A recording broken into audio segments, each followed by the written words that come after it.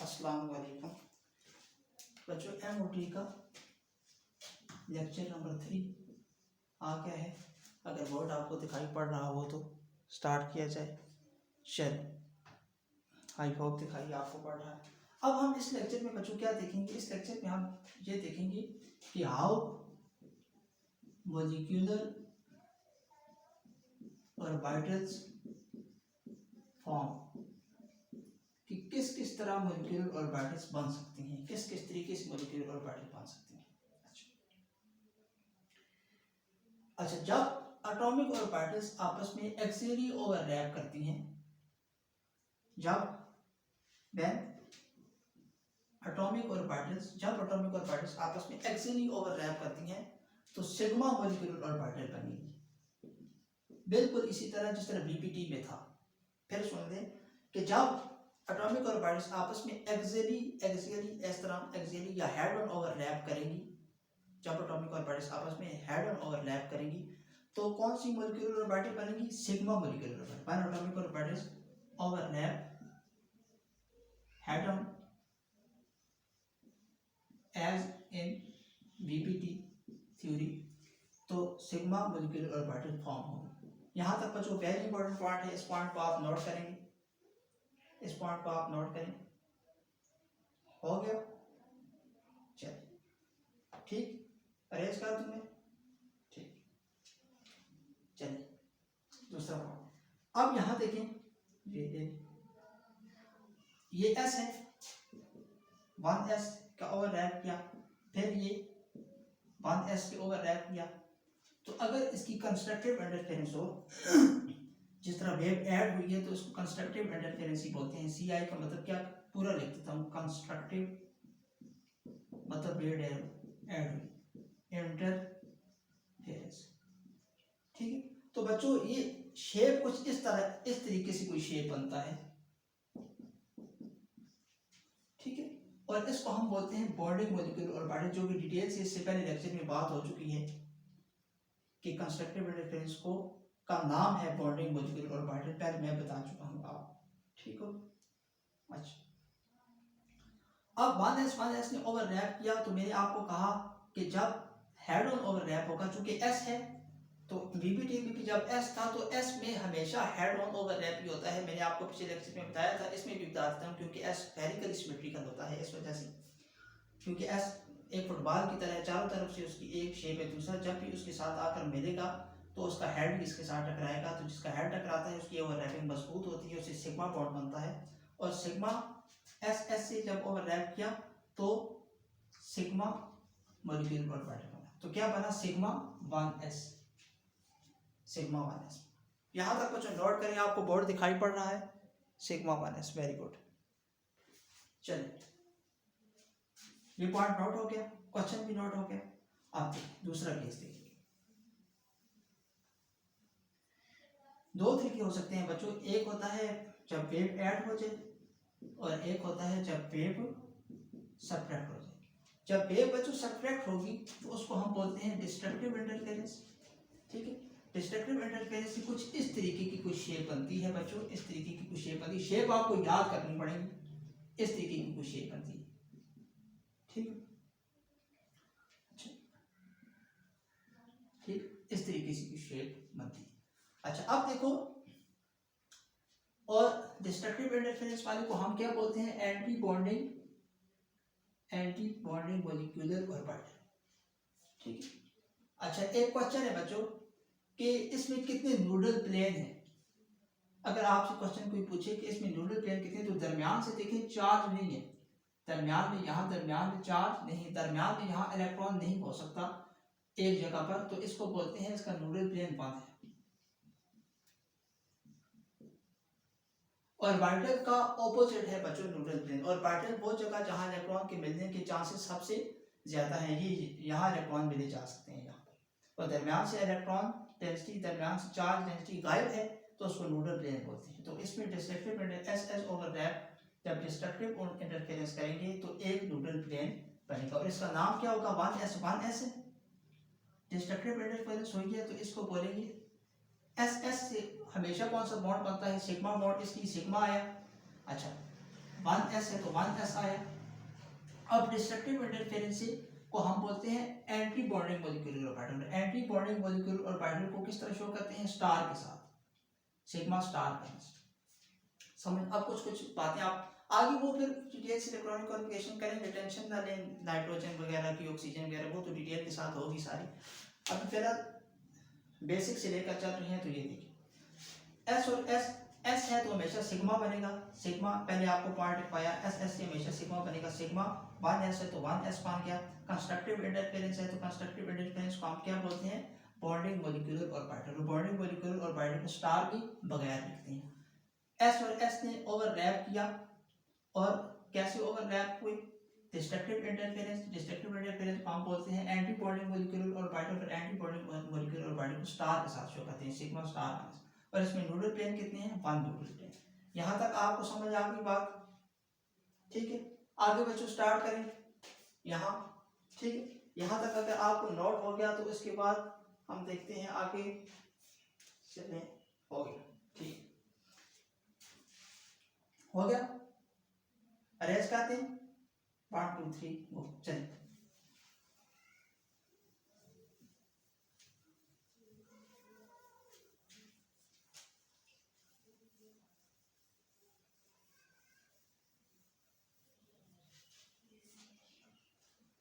ठीक है एकदम ओके। अब बच्चों देखिए आगे, जिस तरह ये है, अब 1s के लिए 1s प्लस 1s मिला आपस में तो क्या बना? Sigma 1s। और 1s माइनस 1s बना तो सिग्मा स्टार 1s। ठीक है, बिल्कुल इसी तरह 2s के लिए होगा। 2s प्लस 2s आपस में मिलेंगे तो क्या बनेगा? Sigma 2s। 2s minus 2s आपस में मिलेंगे तो सिग्मा स्टार 2s। ये 2s के लिए बिल्कुल इसी तरह नोट कर लें। 1s के लिए तो अभी करके दिखाया, 2s के लिए भी बिल्कुल सेम इसी तरह होगा। ओके हो गया नोट? आगे चलें। चलिए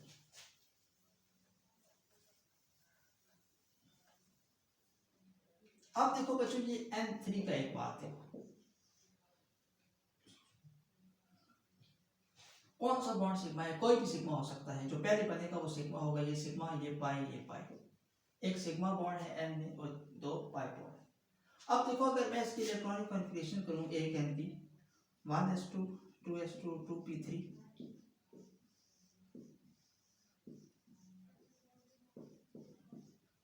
एक N दूसरा N है उसकी भी यहां करता हूं।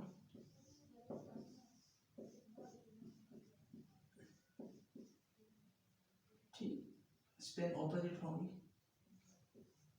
तब आपस में ओवरलैप करेंगे। एक नाइट्रोजन ये दूसरा नाइट्रोजन, ये वाला ये बीपीटी का स्ट्रक्चर एक ये से ओवरलैप करेगा, ये से 2px 2py 2pg। ये क्या है? ऑर्बिटल के नाम है।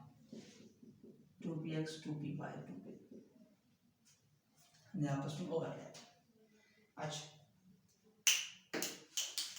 चलिए यहां तक देखें। अब एक बात है बच्चों कि एक बॉन्ड सिग्मा बना, 2 पाई बने, तो मैंने इससे पहले डिटेल में आपको ये बताया कि पहला बॉन्ड सिग्मा क्यों बनता है, ये भी बात बताई, और दूसरा बॉन्ड सिग्मा क्यों नहीं बन सकता, ये भी मैंने डिटेल से पहले लेक्चर में आपको बात बताई कि पहला 2 एटम के दरमियान एक बॉन्ड सिग्मा बन सकता है, दूसरा पाई ये बनेगा, तीसरा भी पाई बनेगा, दूसरा बॉन्ड सिग्मा नहीं बन सकता। इसलिए क्योंकि px py pg तीनों px py pg तीनों ऑर्बिटल आपस में एक दूसरे के परपेंडिकुलर हैं, और परपेंडिकुलर है तो फिर एक ही दफा हेड ऑन ओवरलैप पॉसिबल हो सकता है, दूसरी दफा पॉसिबल नहीं हो सकता। ठीक, तो ये कौन सा जो है इसमें से सिग्मा बॉन्ड बनाएगा? तो कोई मर्जी की बना दे। 2p हम मान लेते हैं कि 2pg ने सिग्मा बनाया, ठीक है। 2px ने पाई बनाया, 2py ने भी पाई बनाया। कोई भी बना सकता है, ये सिग्मा बना सकता है, ये दोनों पाई, ये भी सिग्मा बना सकता था, ये दोनों पाई। कोई भी कन्वेंशन है बुक में कि 2pg सिग्मा बनाता है, कोई भी सिग्मा बना सकता है, कोई भी पाई बना सकता है, ऐसी कोई बात नहीं। क्यों? क्योंकि तीनों ऑर्बिटल की एनर्जी आपस में सेम है, बराबर है। इसी को ही बोलते हैं डीजेनरेट ऑर्बिटल्स। यहां तक समझ आएगा आप? अब देखें कि 2p मैं लिख रहा हूँ सिग्मा मोलिकुलर ऑर्बिटल, ठीक। 2pz ऑर्बिटल, ये 2pz ऑर्बिटल, फिर दूसरे नाइट्रोजन का ये 2pz ऑर्बिटल,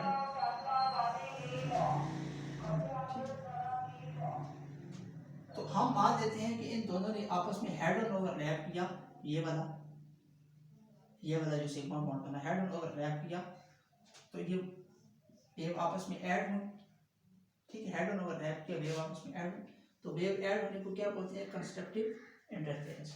और कंस्ट्रक्टिव इंटरफेरेंस बच्चों आप करेंगे, अगर आपको बोर्ड दिखाई पड़ रहा हो, अगर आपको दिखाई पड़ रहा हो तो कंस्ट्रक्टिव इंटरफेरेंस इन दोनों की होगी तो कुछ इस तरह की शेप बनेगी।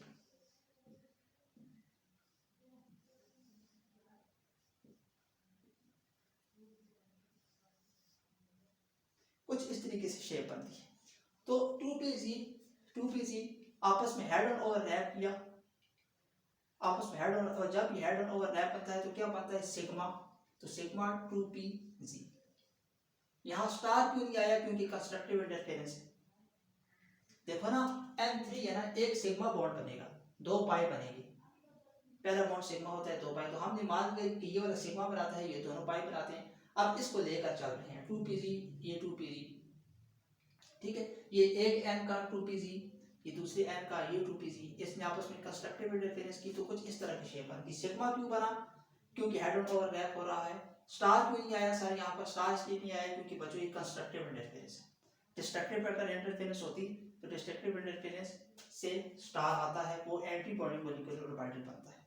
यहाँ तक आपको समझ आ गई। वो इसके आगे फिर हम करते हैं सॉल्व, तो फिर आपको समझ आएगी। आपको शेप थोड़ी याद रखनी पड़ेगी, इस तरह की शेप आपको याद रखनी पड़ेगी, ठीक।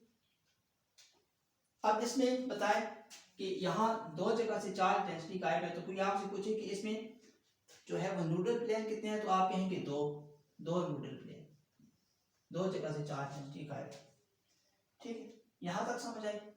अच्छा, अब मैं ऊपर वाला अरेंज करके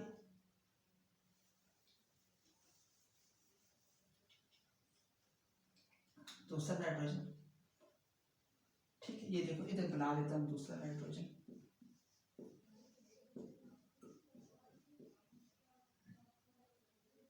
स्पिन इनकी ऑपोजिट होगी ताकि आपस में ओवरलैप करेंगे, ठीक।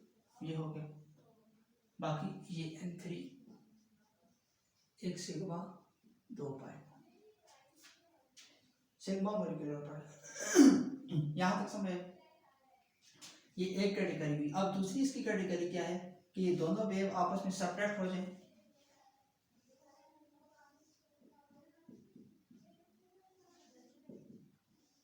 ये भी मैंने आपको कराया था ना कि दो सेम साइन वाली आपस में ऐड होती है, इधर प्लस तो इधर भी प्लस होना चाहिए, ये प्लस तो इधर भी प्लस होना चाहिए, ऐड सेपरेटली इसी तरह होती है। अच्छा, अब ये जब आपस में नेगेटिव हुई, आपस में दो वेव माइनस हुई ऑर्बिटल्स की, तो डिस्ट्रक्टिव इंटरफेरेंस इसको बोलते हैं। और बच्चों डिस्ट्रक्टिव इंटरफेरेंस में शेप आपको याद रखना पड़ेगा कुछ इस तरीके से शेप।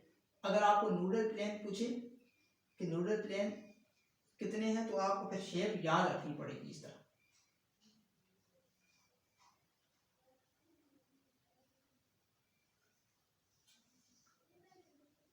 ये शेप कुछ इस तरीके से बनती है। अच्छा, ये 2pz, ये 2pz। तो अब ये जो बना बच्चों, ये जो आपके सामने ये जो बना है, इसका क्या नाम होगा बताएं? इसका नाम होगा, क्योंकि हेड ऑन ओवरलैप है तो सिग्मा आ गया, 2pz है तो 2pz आ गया, और साथ स्टार आएगा। क्यों स्टार इसलिए आएगा? क्योंकि डिस्ट्रक्टिव इंटरफेरेंस। और डिस्ट्रक्टिव इंटरफेरेंस में मैं आपको बता चुका हूं कि हमेशा एंटी बॉन्डिंग मॉलिक्यूलर ऑर्बिटल बनता है, जो कि स्टार के साथ शो करते हैं, ऐसा रूल है। यहां तक समझ आ गई? चलिए इतनी बातों को नोट करें, फिर आगे कहते हैं।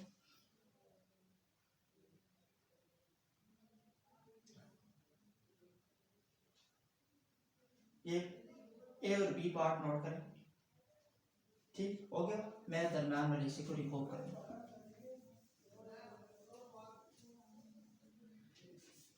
चलिए,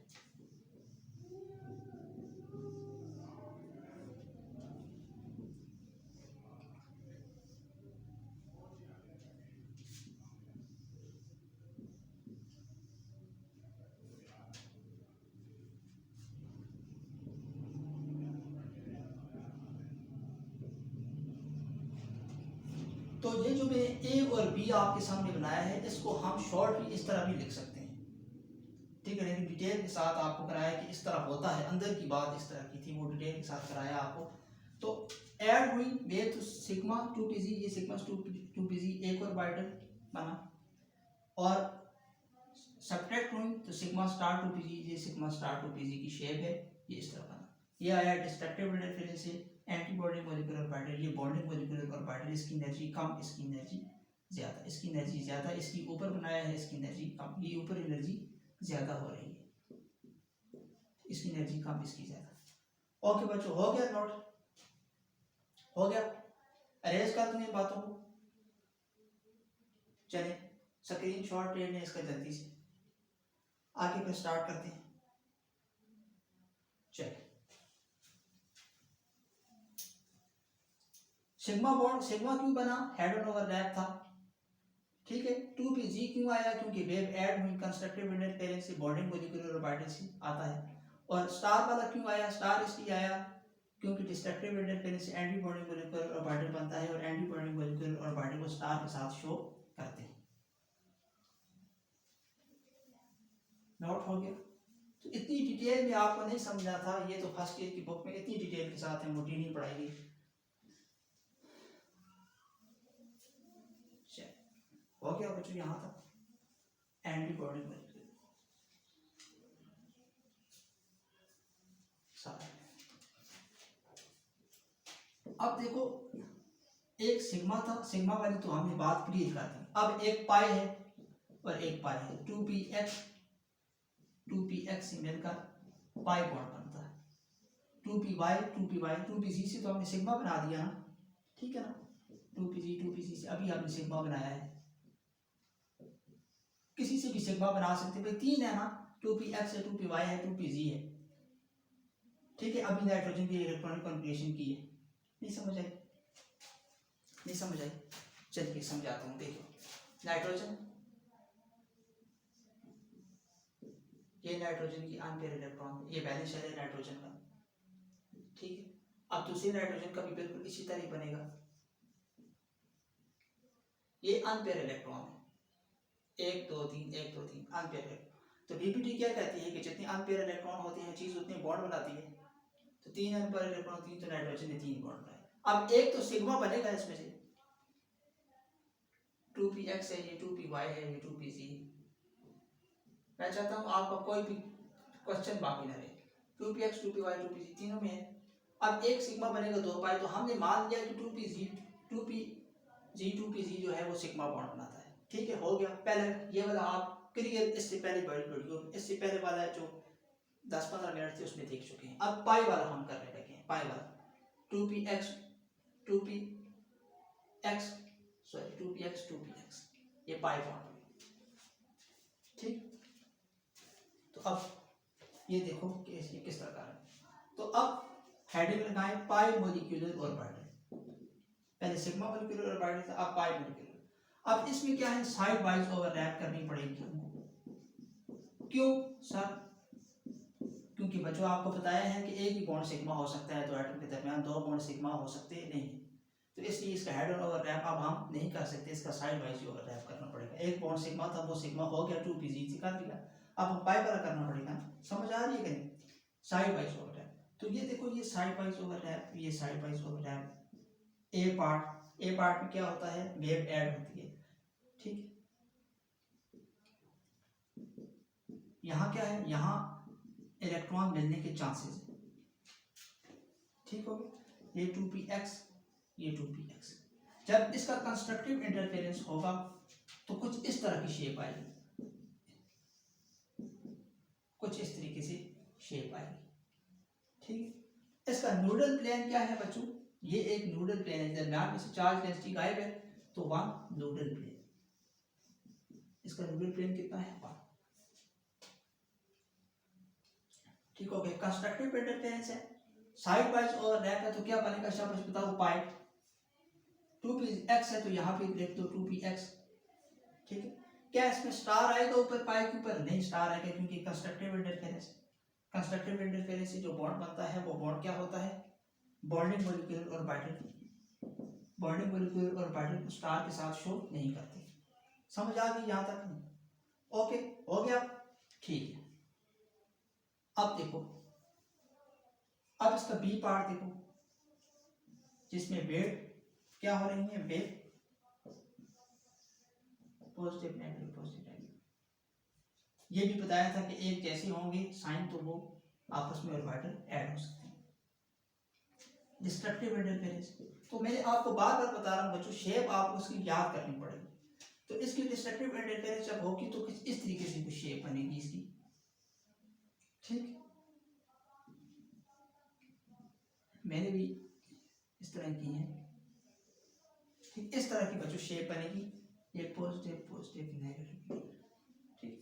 तो इसके न्यूडल प्लेन कितने हैं बच्चों, ये बताएं। जब डिस्ट्रक्टिव इंटरफेरेंस की तो इसकी न्यूडल प्लेन कितने हैं, या कहाँ कहाँ से आपको चार्ज डेंसिटी गायब होती हुई नजर आ रही है, ये बताएं। एक यहाँ, एक यहाँ, एक यहाँ, ये वाला एक न्यूडल प्लेन हो गया, एक ये वाला, एक और दो, तो इसका न्यूडल प्लेन है दो, दो न्यूडल प्लेन, ठीक है। तो कोई पूछे कि 2px को जब आप डिस्ट्रक्टिव इंटरफेरेंस करें तो इसके न्यूडल प्लेन कितने आते हैं, तो ये शेप याद होनी चाहिए, दो न्यूडल प्लेन आते हैं। एंट्री टेस्ट में पूछा जा सकता है, 2px आपस में मिले तो दो न्यूडल प्लेन आएंगे, उसको कहते हैं एक न्यूडल प्लेन, दो न्यूडल प्लेन, डिस्ट्रक्टिव इंटरफेरेंस, ठीक है। अब 2px था, इधर भी लगाओ 2px, ठीक है, डिस्ट्रक्टिव इंटरफेरेंस है। पहले ये बताओ कि साइड वाइज ओवरलैप है तो पाई बना, पाई 2px। अब डिस्ट्रक्टिव इंटरफेरेंस है तो पाई के ऊपर स्टार आएगा, क्योंकि डिस्ट्रक्टिव इंटरफेरेंस से एंटी बॉन्डिंग मॉलिक्यूल ऑर्बिटल बनता है, और एंटी बॉन्डिंग मॉलिक्यूल ऑर्बिटल को स्टार के साथ शो करते हैं क्योंकि इसकी एनर्जी ज्यादा होती है। यहां तक बच्चों आपको समझ आई बात, ठीक। मैं अरेज करता हूं, आगे फिर चलें। इतना आपको दिखाई पड़ रहा है बिल्कुल क्लियरली?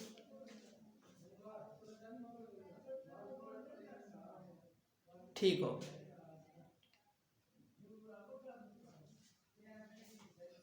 सही हो गया। चलिए इसका स्क्रीनशॉट ले, आगे फिर स्टार्ट करें,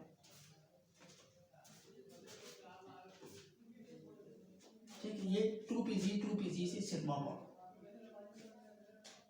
जो पहले हम पढ़ चुके थे,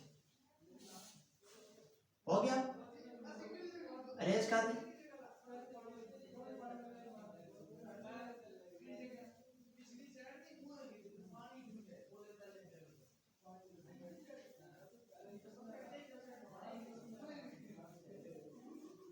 तो ये किस तरीके से मॉलिक्यूलर ऑर्बिटल्स बनते हैं ये हमने आपको बताया। अच्छा, अब देखिए बच्चों, question, how do the EC of molecules, molecules की हम इलेक्ट्रॉनिक कॉन्फ़िगरेशन किस तरीके से करेंगे, इसके पीछे क्या रूल है, इसके पीछे रूल क्या है। जिस तरह देखो O8 है तो इसकी हम किस तरह करते हैं, 1s2 2s2 2p4, ठीक है। तो O2 की जब आप इलेक्ट्रॉनिक कॉन्फ़िगरेशन करोगे तो किस तरह करोगे O2 की।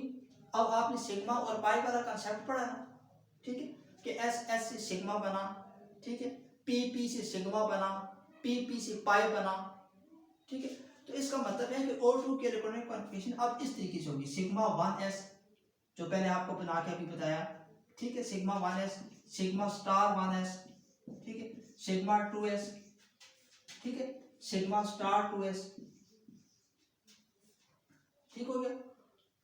फिर अभी आपके सामने तो इस तरीके से इस तरह की इलेक्ट्रॉनिक कॉन्फ़िगरेशन होगी जब आप मॉलिक्यूल की इलेक्ट्रॉनिक कॉन्फ़िगरेशन लिखेंगे तो इस तरीके से होगी, ठीक है। अब इसके पीछे रूल क्या है, ठीक है। तो बच्चों वेरी इंपॉर्टेंट पॉइंट रूल ध्यान में रखें कि जब आप एटम की इलेक्ट्रॉनिक कॉन्फ़िगरेशन करते हैं तो इसमें अफो प्रिंसिपल यूज होता है।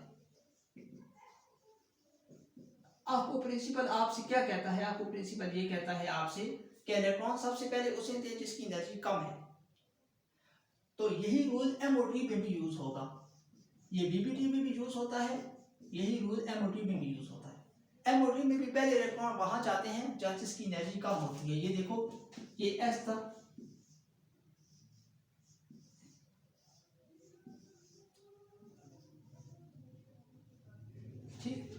Sigma minus sigma minus sigma star minus electron वहां जाएंगे जिसकी एनर्जी कम हो। बॉन्डिंग मॉलिक्यूलर ऑर्बिटल की एनर्जी कम होती है, इलेक्ट्रॉन पहले पहुंच जाएंगे। तो आपको प्रिंसिपल MOT में भी वैलिड है, ठीक है। दूसरी तरह देखो यहाँ इलेक्ट्रॉन 1s में सबसे पहले इलेक्ट्रॉन जाते हैं क्योंकि 1s की एनर्जी कम है, फिर s की 2s की उससे ज्यादा, फिर 2p उससे ज्यादा, सबसे पहले इलेक्ट्रॉन s में गए। तो यहाँ भी सबसे पहले इलेक्ट्रॉन उसमें गए मॉलिक्यूलर ऑर्बिटल में MOT में भी जहाँ इसकी एनर्जी कम थी, ठीक है। पहला रूल फॉलो हो गया। दूसरा बच्चों रूल है पुली एक्सक्लूजन प्रिंसिपल।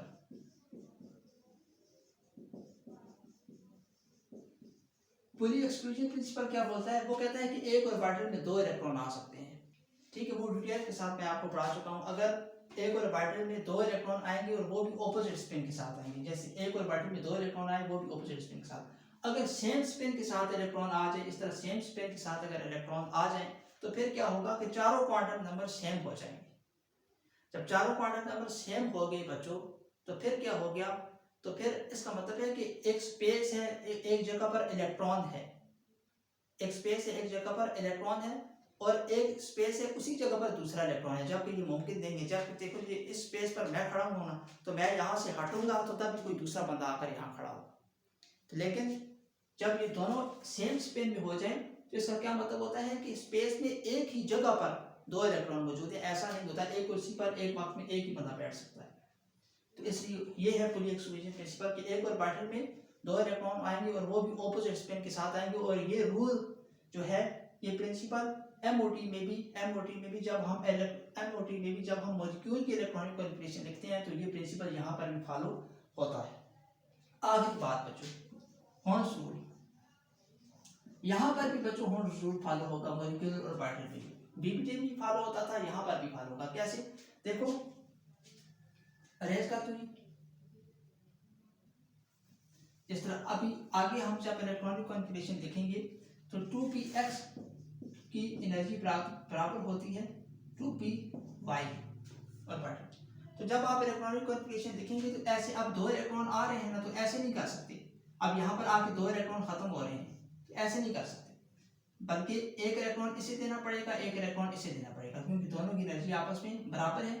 तो इलेक्ट्रॉन एक को देंगे, एक दूसरे को देंगे। हॉर्न्स रूल ये बोलता है। हॉर्न्स रूल क्या कहता है कि अगर आपके पास degenerate orbitals, molecular orbitals available हैं, तो इलेक्ट्रॉन एक ही ऑर्बिटल को 2 इलेक्ट्रॉन नहीं देने, बल्कि एक ऑर्बिटल को 1 इलेक्ट्रॉन देना है, दूसरी को भी 1 इलेक्ट्रॉन देना है, और with the same spin electron आए, विद द सेम। मतलब कि इस तरह कर दूं ना, अगर मैं समझ गए होंगे आप तो ये गलत है। इस तरह करूं तो ये हॉर्न्स रूल को फॉलो कर रहा है। 2 की एनर्जी सेम है तो इंसाफ होगा, 1 इलेक्ट्रॉन एक को 1 इलेक्ट्रॉन दूसरी।